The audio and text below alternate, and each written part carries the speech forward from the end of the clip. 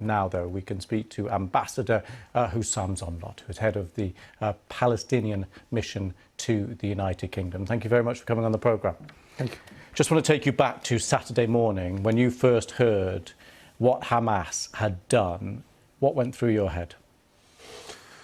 Regret that the international community has not heeded our warnings for all these years. Regret that this was allowed to fester for decades. Regret that there is attention now in the BBC and all over the world only because blood has been spilled. I only hope that, or I wish, we did not get to this moment. So you listed a number of things you regret there. Do you regret the loss of innocent life in Israel? Every loss of life is regrettable, of course, and tragic. Absolutely. The question is, how do we stop this? How do we provide an alternative path? How do we learn the lessons and the mistakes of the past? How do we treat the Palestinian people after 100 years of suffering equally to all other nations? How do we stop this demise into the mayhem that you have described?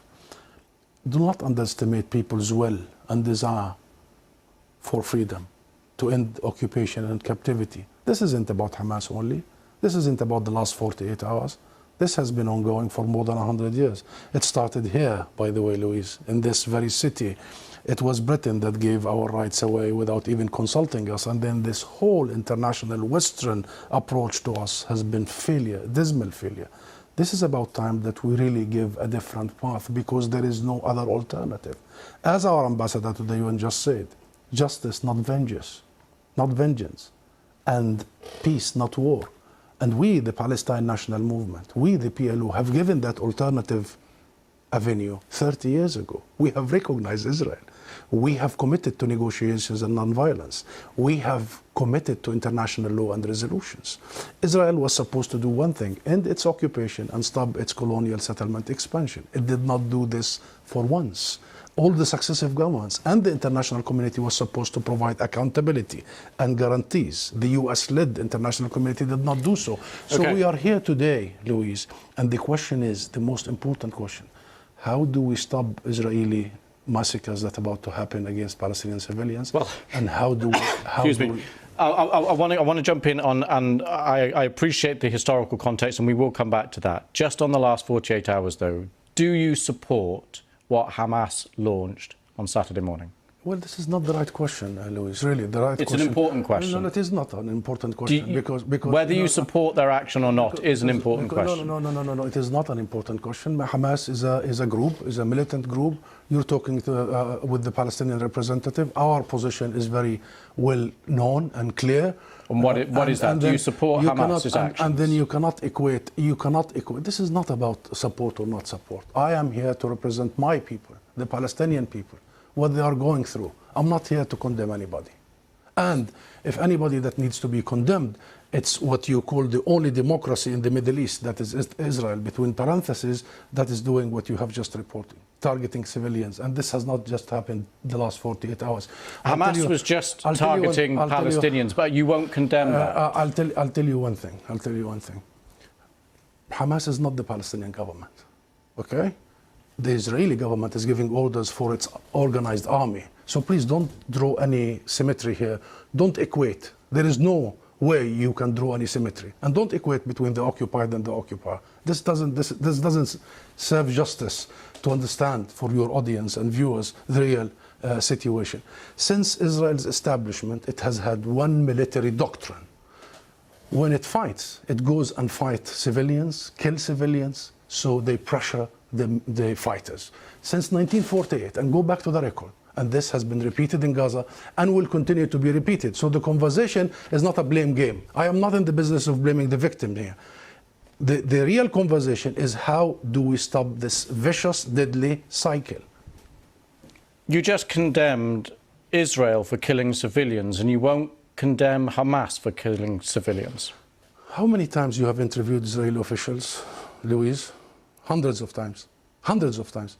How many times Israel have committed war crimes right live on your own cameras? Do you start by asking them to condemn themselves? Have you? You don't. You don't. No, I'll answer that question. You don't. You know why I refuse to answer this question? Because I refuse the premise of it. Because at the very heart of it is misrepresentation of the whole thing. because it's the Palestinians that are always expected to condemn themselves. I mean, come on, this is a political conflict. We have been denied our rights for a long time. So this is the wrong starting point. The right starting point is to focus on the root causes, is to try and get out of this extreme dark tunnel, as opposed to this business by BBC and the mainstream media for 75 years. You bring us here whenever there are Israelis who are killed. Did you bring me here when many Palestinians in the West Bank, more than 200 over the last few months? Do you invite me when there is such Israeli provocations in Jerusalem and elsewhere? Because what Israelis have seen, which we started by saying tragic, the last 48 hours, the Palestinians see every day for the last 50 years. You know the situation in Gaza, you've just described it. This is the biggest open-air presence. Those people, 2 million, have been taken hostage by Israel for the last 16 years. So I'm saying this just to say, Louise, perhaps this is about time we abandon this rhetoric, very dangerous, this framework, and we start giving people the real ugly truth sometimes. What is the solution in your eyes? International law. That's it. What does that mean? The equal application of international resolutions and law and legitimacy, as you did in Ukraine.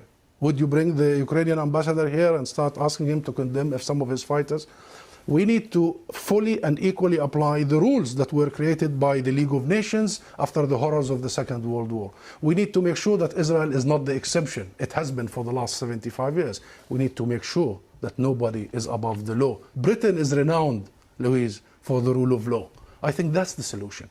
Israel is an occupying force. It is responsible to provide protection for the people under its occupation. And should they commit crimes and crimes against humanity in the coming hours and weeks, it must be held accountable by the international community and the international judicial system. Hussam Zomlot, thank you very much for coming on the programme. Thank you.